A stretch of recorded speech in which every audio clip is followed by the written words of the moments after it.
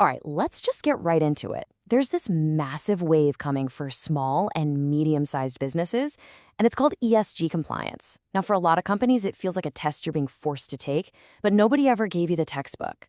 So look, this isn't about doomsday predictions. Think of this as your survival guide for a challenge that is confusing, it's urgent, and frankly, it's already here.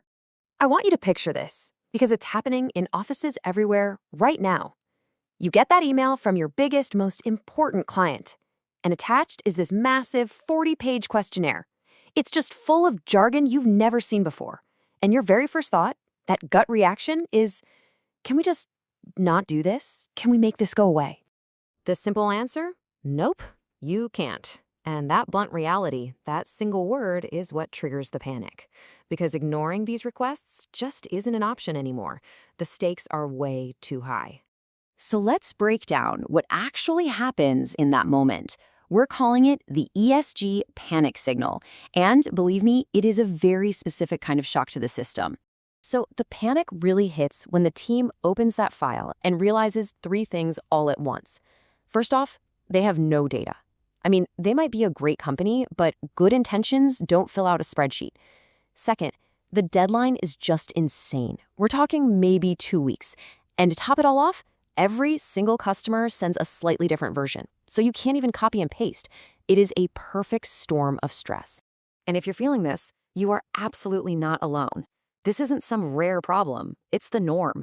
A staggering 92% of UK SMEs have no formal ESG strategy in place. That means the vast majority of companies are completely unprepared for the emails that are already hitting their inboxes. Okay, so the panic is real. But what happens next? How does this initial shock turn into tangible bottom-line consequences? Because this isn't just about paperwork anymore. This is about survival. Well, the thing is, the consequences are usually silent. You don't get a big loud phone call telling you you're fired. You just quietly get downgraded in a computer system somewhere. You stop getting invited to as many tenders. That big contract renewal, it's pending ESG information. You go from being a trusted partner to a red flag. And it doesn't stop there. Even your bank starts looking at you differently. And let's put a number on this. What is actually at stake here? Well, failing to get this right puts between 10 and 35% of your annual revenue at risk in the medium term. This isn't some vague threat in the future. It's a direct hit to your company's financial health. So you're probably asking yourself, why does this feel so impossible? Are we just bad at this? The answer is no. The truth is, in many ways, the system itself is creating a paradox that is basically built to work against you. It's something called the Omnibus paradox. So, funny enough, European regulators actually narrowed the rules to protect smaller companies from all this reporting. You'd think that would have relieved the pressure, right? It did the exact opposite. Here's why. The official rule says fewer companies have to report. Okay, great. But the market reality is that the giant corporations that do have to report are now forcing those data requests down to every single one of their suppliers to cover their own tails. So what was meant to be regulatory relief for the big guys has become a massive headache for the little guys. And on top of all that, there's the sheer cost. I mean, we are not just talking about buying some software. We're talking up to 60,000 euros a year just for reporting, plus implementation, plus all the hidden fees for audits and consultants that can go into the hundreds of thousands. You're basically being asked to invest a senior manager's salary into something that brings in zero immediate revenue. And this is where it gets a little cynical. Because for some of these big buyers, this isn't just about saving the planet.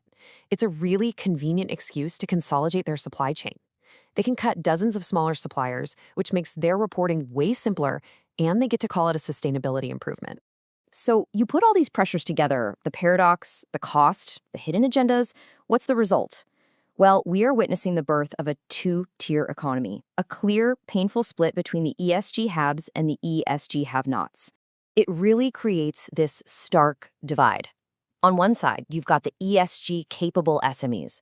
These are the ones who had the cash to invest in systems, they can provide the data, and you know what? They're scooping up market share. But on the other side, you've got the ESG excluded. They just don't have the capital, and they're slowly, quietly being priced out of tenders and squeezed out of the market. And this all leads to a really uncomfortable truth, doesn't it? In this new economy, your genuine commitment to being a good, ethical, sustainable company, well, It matters a whole lot less than your bank account balance and your zip code. Having access to capital is now the real competitive advantage. But what's truly alarming, what's really mind-boggling, is the disconnect between all of this and what companies are actually doing. The market is screaming for urgent action, but over half of companies, 52%, still see ESG as a low priority or not a priority at all. This massive gap is setting up thousands of businesses to fail.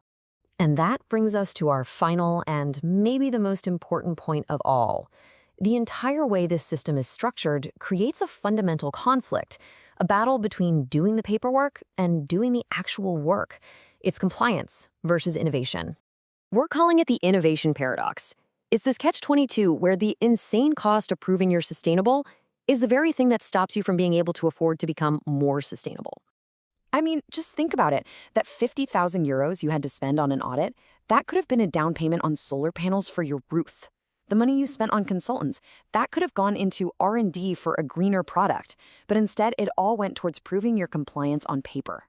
Which really makes you step back and ask a critical question. What are we actually trying to achieve here?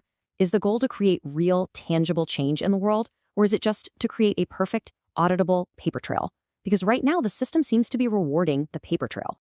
And so, we land on the core idea here. If most small and medium-sized businesses fail this test, it won't be because they're bad companies or they don't care. It will be because they were asked to take a test that was designed for a Fortune 500 company with a Fortune 500 company's budget and a Fortune 500 company's resources. The bottom line is this whole two-tiered economy, it isn't some far-off prediction.